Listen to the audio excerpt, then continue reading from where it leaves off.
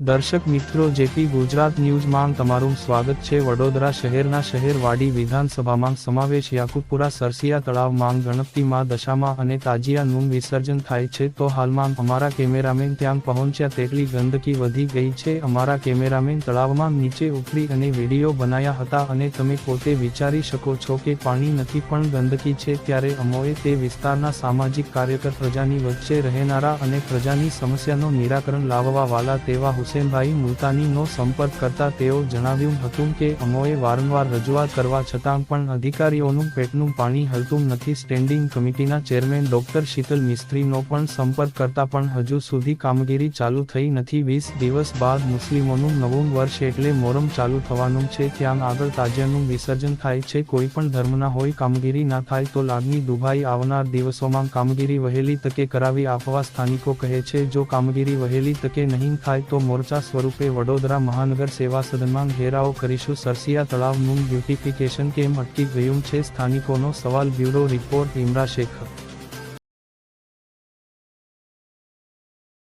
કયો વિસ્તાર છે આ ભાઈ?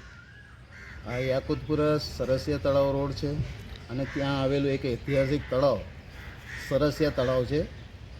ઘણા સમયથી આ સફાઈ માટેની અમે વારે ઘડીએ રજૂઆતો કરેલી છે કે આ તળાવના અંદર પાણી બી ઓછું થતું જઈ રહ્યું છે।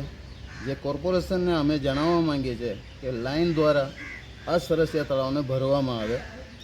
બીજું કે ઘણા વખતે વોર્ડ નંબર 6માં અનિલભાઈ કરીને અમારે એક અધિકારી છે, તેમને વારે ઘડીએ રજૂઆતો કરી છે કે આ સરસિયા તળાવના અંદરની આટલી બધી ગંદકી દેખાઈ રહી છે, આ કચરો દેખાઈ રહ્યો છે, કે તેને વહેલી તકે બુલડોઝર દ્વારા આના અંદર ઘસેડાઈને તો બધું ઘસેડી લેવામાં આવે, ટેમ્પામાં ભરાઈને બધું અહીંથી કચરો બધો સાફ કરવામાં આવે। તળાવની દરેક પાર્ટના ઉપર ઘણો બધો કચરો ભરાઈ રહેલો છે। આ તમે જોઈ શકો છો કે આની દશા કેવી છે।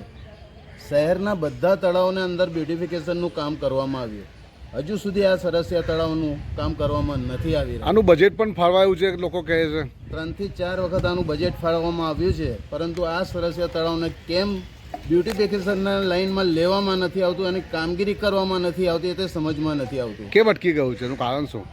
આગળના કોઈ અધિકારીઓ એની ફાઇલ આગળ ચલાવવા નથી માંગતા કે તો પછી એને ભ્રષ્ટાચાર કઈ દેખાઈ રહ્યો છે। તમે કોઈ રાજકીય નેતાને રજૂઆત કરી છે આ વિશે? રાજકીય નેતામાં શીતલ મિસ્ત્રી સાહેબ સ્થાયી સમિતિ ચેરમેન છે, તેમને રજૂઆત કરેલી છે। કોર્પોરેશનની વડી કચેરીમાં બી અમે આવેદનપત્રો આપેલા છે, ત્યાં પણ રજૂઆત કરેલી છે કે બે આ સરસિયા તળાવનું વહેલી તકે બ્યુટિફિકેશન થાય।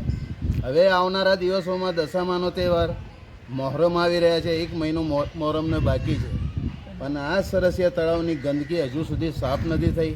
મારી રજૂઆત છે કલેક્ટર સાહેબ, મ્યુનિસિપલ કમિશનર સાહેબ અને સ્થાયી સમિતિ ચેરમેન સાહેબને ખાસ જણાવવાનું કે અહીં ગાડી બુલડોઝર મુકાવીને આ સરસિયા તળાવની તમામ ગંદકી બુલડોઝરથી સાફ સફાઈ કરાવીને ગાડીઓ ભરાઈને અહીંથી સાફ કરાવે અને મેઇન લાઇનના અંદરથી પાણી અહીં ગાડી છોડાવવામાં આવે, કારણ કે અહીંયા આગળ પાણીની બહુ અછત થઈ ગઈ છે અને આવનારા દિવસોમાં તહેવારોમાં આ અછતના કારણે મોહરમ પર્વ કાં તો પછી દશામાની જે મૂર્તિઓનું અહીંયા ગાડી વિસર્જન થાય છે તેને બરાબર રીતે કે સહી તરીકેથી આની કામગીરી નહીં થાય એવું દેખાઈ રહ્યું છે। તમે તમારું કામગીરી નહીં થાય તમે શું કરશો? કામગીરી નહીં થાય તો અમે આગળ રજૂઆતો કરીશું। હવે આપનું નામ? સામાજિક કાર્યકર હુસેનભાઈ મુલતાની।